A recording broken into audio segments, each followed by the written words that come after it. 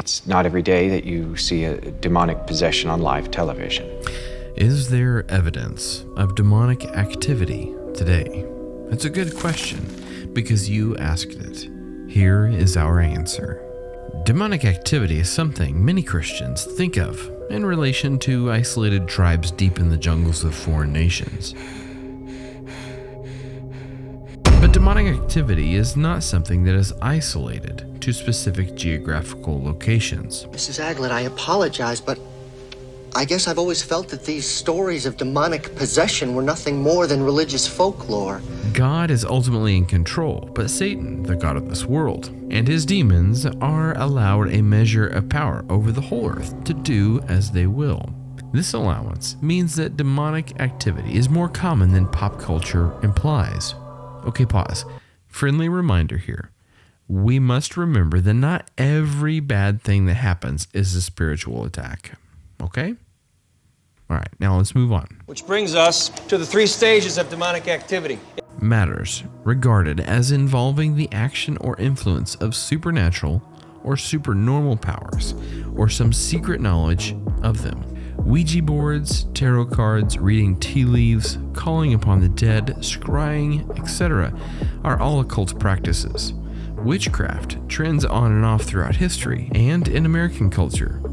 But interest in the occult has seen a major revival in recent years. it's not uncommon to come across people practicing divination through some means. Pop culture may consider such practices to be cheap thrills, but God strictly and consistently condemns them. You're really gonna smite me over a tub of sweetened goo? And when they say to you, inquire of the mediums and the necromancers who chirp and mutter, should not a people inquire of their God? Should they inquire of the dead on behalf of the living? When most people think of demonic activity, they likely think of fictional films like The Exorcist or other Hollywood-type sensationalistic examples of demonic possession. But demonic possession still occurs today, especially in underdeveloped areas of the world. Just ask any missionary who's worked with deeply cloistered tribes, and they've likely witnessed demonic power fighting against the gospel of Christ. This white devil thing has gone far enough. Though it was more common back then, Jesus had complete power over all demons, and they feared him.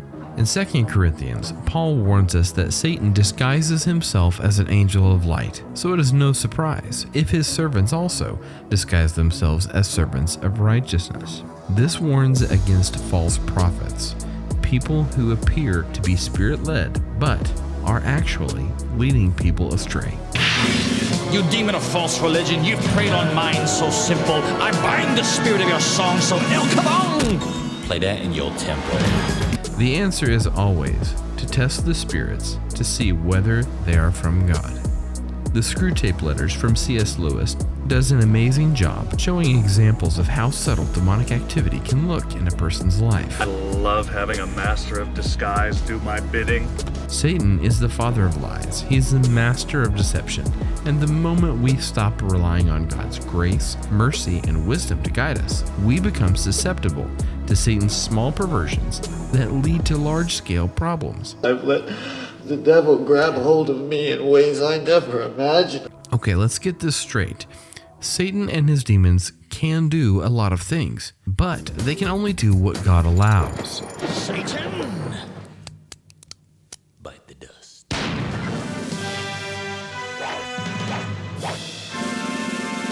Well, how do you feel about that, devil? I'm a feeling mighty good.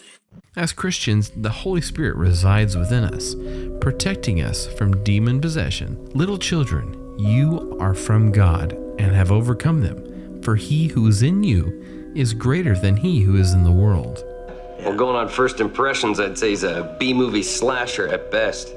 We do not wrestle against flesh and blood, but against the rulers, against the authorities, against the cosmic powers over this present darkness, against the spiritual forces of evil in the heavenly places. I whip it up, I wrap it around its neck, and I wrestle. So we do wrestle with demonic activity on a regular basis, though it may not always come in obvious forms. In fact, it's much more likely that a demon would appear in the form of something that appeals to humans in some way. remember that their leader was once a beautiful angel called Morning Star. You ever dance with the devil in the pale moonlight? The bottom line, salvation doesn't free us entirely from Satan's suggestions. We're still in this world after all. But we have the Holy Spirit dwelling in our souls and have the armor of God, which is vital in standing against demonic forces. No matter how scary things may get or seem, Christians are sealed and kept by God. You don't consider demonic possession to be a possibility? Nope, not for the believer. That was the answer to the question, is there evidence of demonic activity today? Make sure to thumb, sub, bell, and toss away that Ouija board.